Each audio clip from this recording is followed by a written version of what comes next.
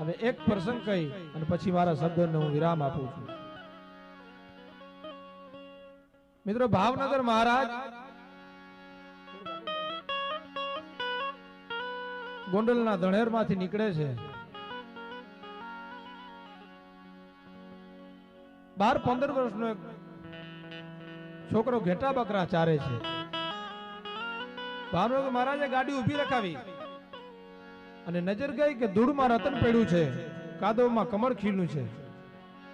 છોકરાને બોલાવી અને પૂછે છે, શું નામ છે બેટા? ખબર નથી, આ ભાવનગર મહારાજ છે.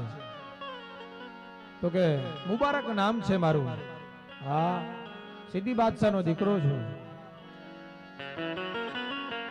તો ભાવનગર મહારાજને ખબર પડી કે ધૂળમાં રતન પડ્યું છે. તો હું ભાવનગર મહારાજ છું, રાજા છું, તારે આવું, હાલ તને ભાવનગર તેડી જાઉં. તો કે બાપુ થોડો ટાઈમ આપો ને, 2-5 મિનિટ, તો મારા માલિકને ઘેટા બકરા સોંપી આવું અને પછી હું આવું, મારે આવું જ તમારી હારે.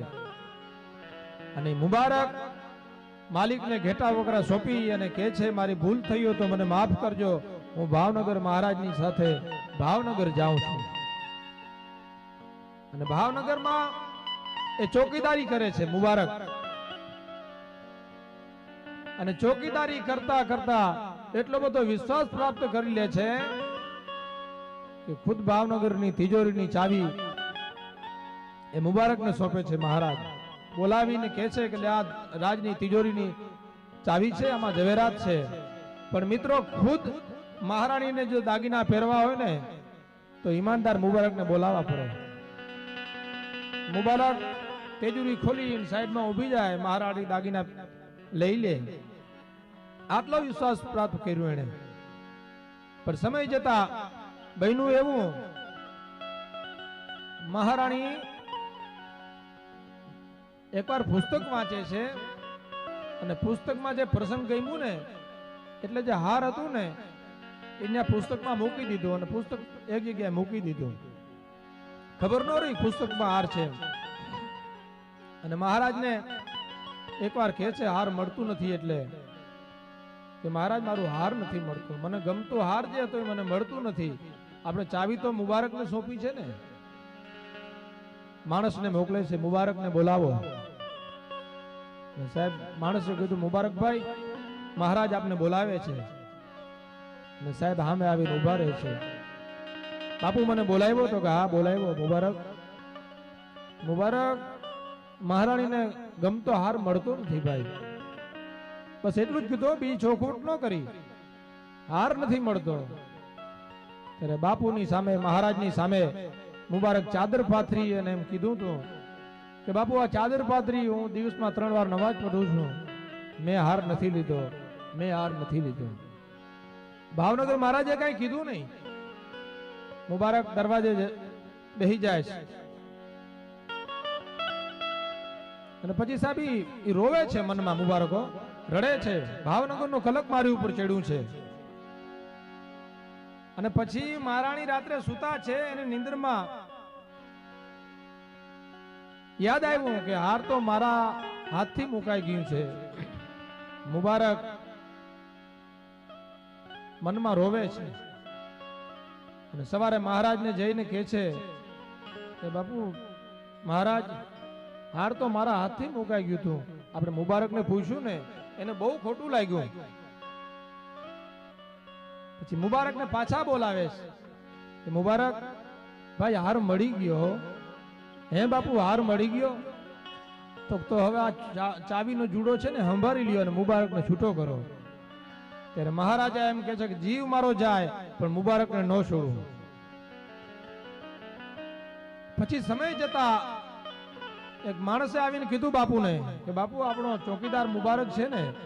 તો કે હા બાપુ આજ રાત્રે ગુજરી ગયો. અને સાહેબ ડુંગર જેવડો નિહાવકો નાખે ભાવનગર રાજા. હું દીવો લઈને ગોતવા જાઉં તો આવો માણસ મને મળે નહીં.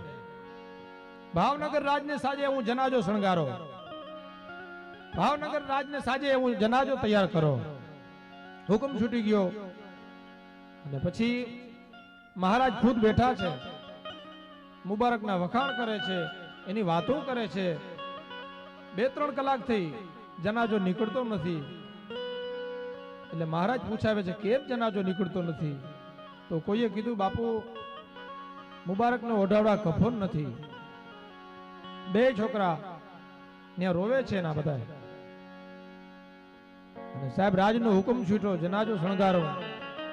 પછી ખુદ મહારાજા એમ કહે છે કે તમે તમારા ઇસ્લામ ધર્મ મુજબ 3 કાંત બદલતા રહેજો, મારું કાંત કબ્રસ્તાન લગીને બદલતા નહીં, મારે મારા મુબારકને કાંત દેવો છે સાહેબ. અને પોતાના પેટના દીકરાને જેમ ઉપાડે એમ ઉપાડી કાંત દીધું. અને પછી મહારાજ હુકમ કરે છે મુબારકને ઓઢાડવા કફન કેમ નહીં? તો કોઈએ કીધું બાપુ મુબારકે કોઈ થાળી પીરસીને રાજમાં ખાધું નથી. તો કે તો તમે જે જમતા હતા ને એમાં તમારું જે વધે ને ઈ ખાતો તો મુબારક. તો કે હું તો ખાઉં ને ક્યારેક ન વધે તો બાપુ એમાં પાણી નાખી અને પી જઈ અને દિવસ કાઢ નાખતો તો મુબારક. અને આજે પણ મિત્રો ભાવનગર આપણે જઈએ તો નીલમબાગમાં આમ લખેલું છે એની કબર પાસે લોક ઓફ નીલમબાગ. આ નીલમબાગ નું તાળું સૂતું છે સાહેબ. આ ધરતીમાં આવા રત્નો પાયકા છે આપણે ત્યાં. તો અરમાન જિંદગીના પૂરા થાય તો ઘણું છે, બે ચાર કામ સારા થાય તો ઘણું છે, મુશ્કેલ જિંદગાની એની તો મજા છે, જીગરથી જામ એનો જીરવાય તો ઘણું છે, લવલેશ મોતનો ડર મુજને નહીં સતાવે, પણ ક્યાંક મહેફિલમાં ખોટ મારી વર્તાય તો ઘણું છે, બધું નથી અભરખો બાકી હવે જીવનમાં, ઇજ્જતનો ખફન ઓઢીને મરાય તો ઘણું છે. જય માતાજી.